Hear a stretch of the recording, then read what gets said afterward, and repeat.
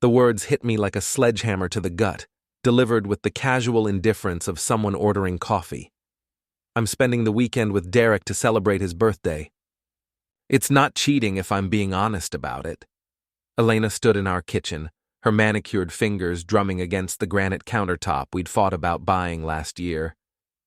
She looked stunning, as always. Blonde hair, perfectly styled, makeup flawless even at 8 in the morning. The same woman I'd married 5 years ago, except now she was discussing her weekend plans to sleep with another man like she was announcing a grocery run. "Sure, have fun," I said, pouring coffee with steady hands despite the rage building in my chest. "I'll keep the bed warm. Or not. My name is Aaron Mitchell, and I manage network operations for the city's largest telecom company. I'm good at solving problems, finding solutions when systems break down. But this was a system failure I hadn't seen coming." Elena worked at Morrison & Associates, the biggest law firm downtown. 6 months ago, she'd been promoted to senior associate, and suddenly our 5-year marriage became an inconvenience. Late nights at the office, weekend, conferences, and now this, honest adultery. Don't be dramatic, Aaron.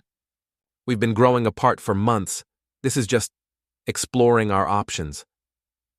I watched her grab her designer purse, the one I'd bought for her last Christmas, and head toward the door. "Derek's picking me up at 9. We're going to that new resort upstate, Derek Hoffman, the finance hotshot at her firm. 32, drives a BMW, spends more on his gym membership than most people make in a month. I'd met him at the firm's Christmas party, where he'd spent the evening flexing his way through conversations about cryptocurrency and craft beer. Have a magical weekend, I said, my voice dripping with sarcasm she chose to ignore. The door slammed behind her, and I stood alone in our kitchen, staring at the half-empty coffee pot. 5 years of marriage reduced to this moment. But Elena had made one critical error in her calculations. She'd underestimated exactly how good I was at solving problems. By noon, I'd emptied our joint savings account, canceled our shared credit cards, and contacted a divorce attorney. If Elena wanted to explore her options, she'd do it without my financial support. My phone buzzed constantly throughout the day. Missed calls, frantic voicemails, increasingly desperate text messages. I ignored them all, focusing instead on the methodical dismantling of our shared life. Each canceled subscription, each transferred asset felt like a small victory. At 6 p.m., my neighbor Mrs. Patterson knocked on my door.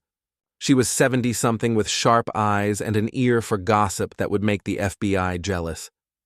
"Aaron, honey, I hate to be the bearer of bad news, but your wife isn't at any resort." I invited her in, poured her coffee, and listened as she delivered information that shifted everything into focus. I saw her at Murphy's bar downtown around 3. She was with that blonde fellow, good-looking, but not her usual type. They seemed pretty cozy, if you know what I mean. Murphy's bar. The dive bar 6 blocks from Elena's office, not some romantic upstate resort. She'd lied about everything, even the location of her betrayal. "Thank you, Mrs. Patterson. I appreciate you telling me." After she left, I sat in my empty house and felt something cold settle in my chest. Elena wanted a weekend to remember. I'd give her exactly that. The next morning, I drove downtown and parked across from Murphy's. At 11 a.m., Elena's Honda pulled into the lot, followed immediately by Derek's silver BMW. They walked in together, his hand on the small of her back, her laugh carrying across the parking lot. I waited 30 minutes before entering. The bar was dimly lit, smelling of stale beer and broken dreams.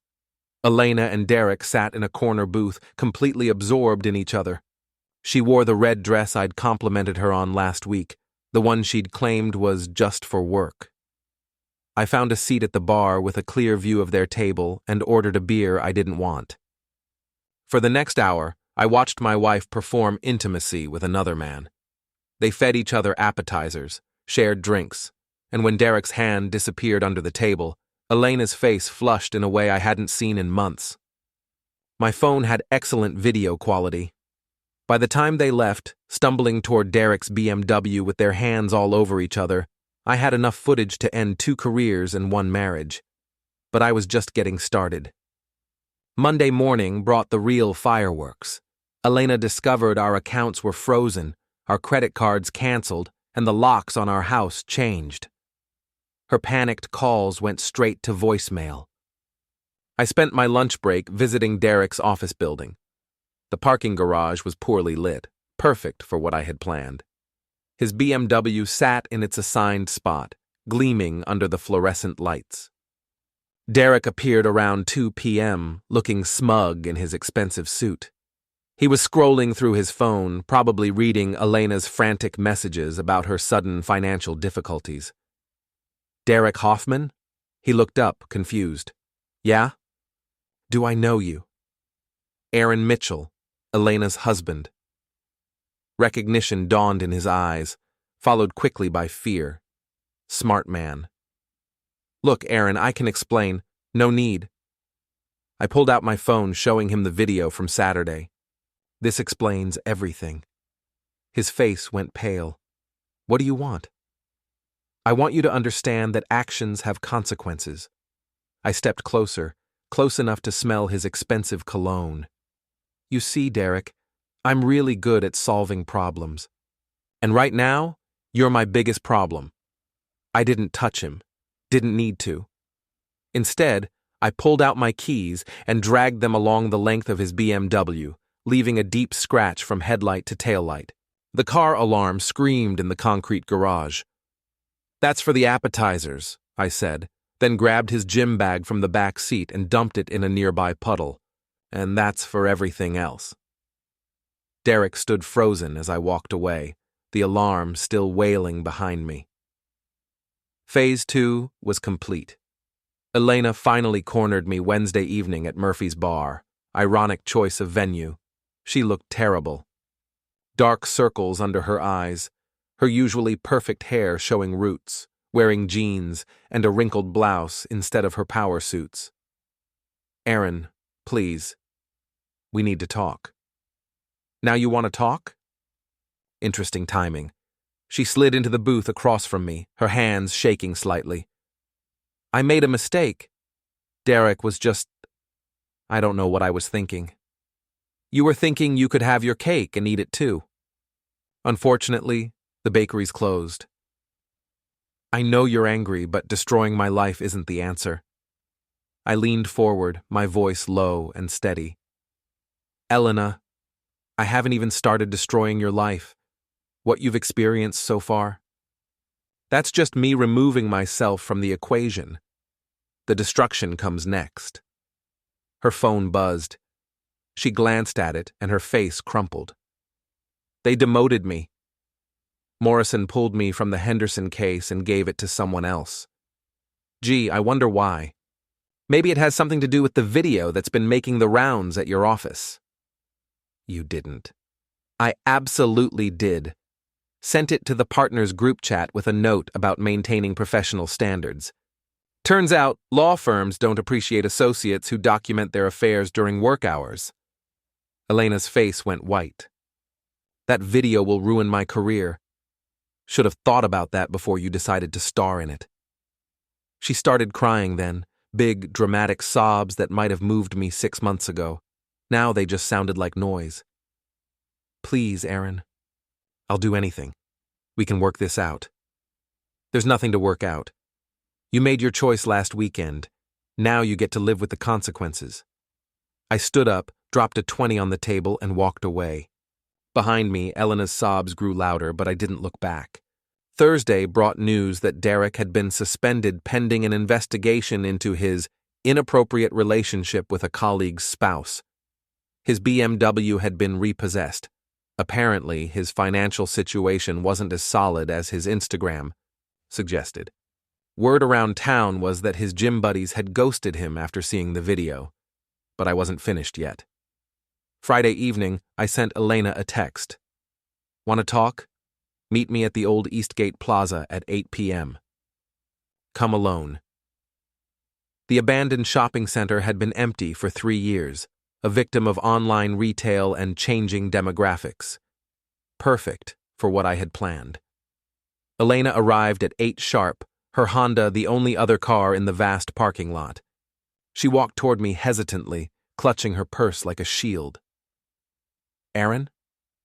Why here? Because this place represents something important, Elena. It's what happens when you stop serving your customers' needs. Eventually, they find somewhere else to go.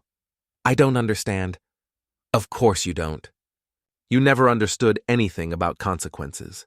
That's when Derek's BMW pulled up, followed immediately by a red Jeep I recognized as belonging to Haley Morrison, Elena's best friend and the daughter of the law firm's senior partner.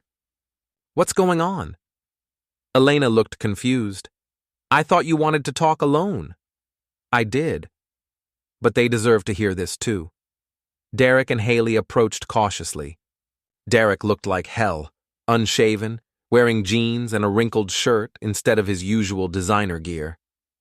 Haley maintained her composure, but I could see the calculation in her eyes. Aaron, Haley said smoothly, I think we can work this out like adults. Can we? That's interesting, Haley, considering you're the one who orchestrated this whole thing. Elena frowned. What are you talking about? I pulled out my phone and opened the recording app. 3 years ago, I was on the hiring committee when Haley applied for a position at the telecom company. We passed on her application because she lacked the technical qualifications. Apparently, she never forgot that rejection. Haley's composure cracked slightly. That has nothing to do with... It has everything to do with this. You see, I did some digging this week. Talked to some mutual friends, checked some social media timestamps, followed some digital breadcrumbs. You've been poisoning Elena against me for months, haven't you? Subtle suggestions about how she deserved better, how successful women shouldn't settle, how Derek was such a catch. Elena stared at her best friend. Haley? You planted the idea of the birthday weekend, I continued. You suggested Murphy's Bar as a meeting place. You even recommended that Elena be honest about her intentions, knowing it would maximize the psychological damage. That's ridiculous, Haley said, but her voice lacked conviction. I held up my phone. Would you like me to play the recording of your conversation with Derek last Tuesday? The one where you discussed how to minimize the fallout from the video? Or maybe the text messages you sent to Elena's colleagues, spreading rumors about my supposed controlling behavior to justify her actions? Derek stepped forward. Look, man, I'm sorry about everything. I never meant for it to go this far. No, Derek, you're sorry you got caught. There's a difference. I walked to my truck and pulled out a portable projector I'd borrowed from work. Setting it up on the hood, I aimed it at the blank wall of the old department store. What are you doing? Elena asked. Providing some visual aids for our discussion. The projector flickered to life, displaying text messages on the concrete wall. Haley's messages to Derek, planning their strategy. Her messages to Elena, carefully crafted to build resentment. Her messages to colleagues, spreading poison about my character. You documented everything, I said, looking directly at Haley. Every manipulation, every lie, every calculated move to destroy my marriage as revenge for a job rejection 3 years ago. It's all here, in your own words. Elena read the messages, her face growing paler with each revelation. Haley, how could you? Elena, I can explain. No. Elena's voice was cold. You used me. You destroyed my marriage, my career, everything because Aaron's company didn't hire you 3 years ago. You were unhappy anyway, Haley said defensively. I just helped you see what you already knew. You helped yourself to revenge, and you used me as the weapon. Derek was backing toward his car. I'm leaving. This is crazy. No, Derek, you're staying for the finale. I pulled out a bucket of red paint from my truck bed. You see, I've spent this week dismantling your lives piece by piece. Elena lost her promotion and her reputation. Derek lost his job and his car. But Haley? Haley thought she was smart enough to stay hidden behind the scenes. I walked over to Derek's BMW and poured the paint across the windshield. This is for thinking you could steal another man's wife without consequences. Derek lunged forward, but I was ready. A quick shove sent him stumbling backward into a pothole filled with rainwater. The beautiful thing about revenge, I said, addressing all three of them, is that it's best served with complete information. Haley, your father doesn't know about your little scheme yet, but he will Monday morning, along with the State Bar Association. Turns out, using your position at a law firm to facilitate and cover up personal vendettas violates several ethical guidelines. Haley's face went white. You can't prove I did anything illegal. I don't need to prove anything illegal.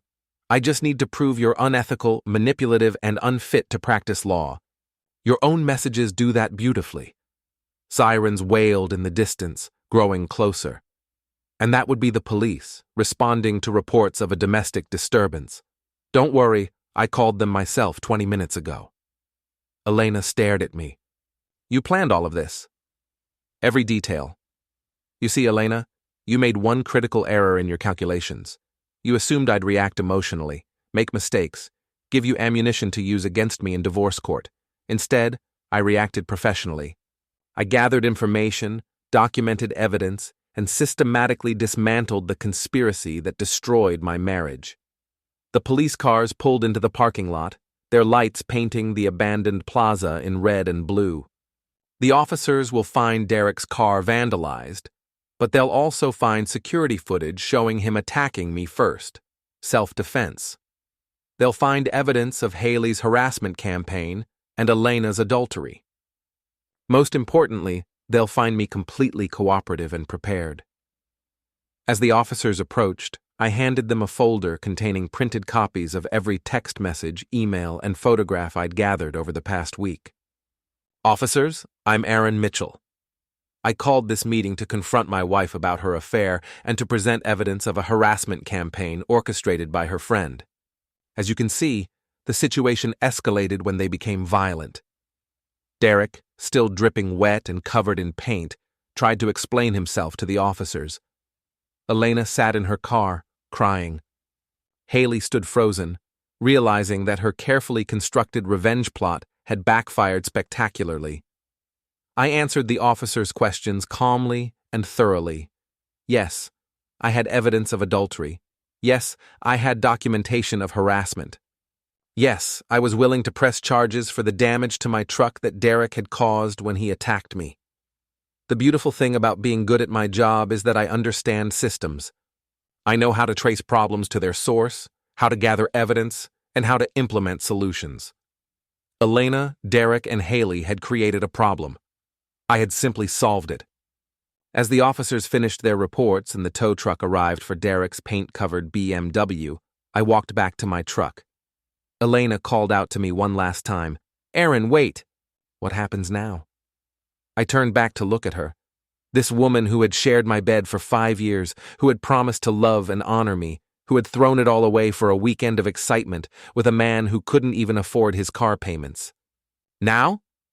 Now you get to live with the consequences of your choices. All of you do. The divorce papers will be filed Monday morning. The evidence of Haley's harassment campaign goes to the Bar Association Tuesday. Derek's suspension becomes permanent Wednesday when his company receives documentation of his pattern of inappropriate relationships with colleagues' spouses. I climbed into my truck and rolled down the window. You wanted honesty, Elena? Here's some honesty for you. You destroyed our marriage for a man who was using you to get back at me, manipulated by a woman who was using you to get revenge on me. You were never the protagonist in this story. You were just the weapon someone else pointed in my direction. I started the engine and began to drive away, but stopped and rolled down my window one more time. Oh, and Elena, happy birthday weekend. I hope it was everything you dreamed it would be. As I drove out of the parking lot, I could see them in my rearview mirror. 3 people whose lives had imploded because they thought they were smarter than the man they'd decided to destroy. Elena stood alone by her car, finally understanding the full scope of what she'd lost. Derek sat on the curb, his expensive clothes ruined, his career over. Haley frantically made phone calls, probably trying to do damage control that was already too late. The radio played softly as I drove home to my empty house, but it didn't feel empty anymore. It felt clean. It felt like a fresh start. Sometimes the best revenge isn't getting mad, it's getting methodical.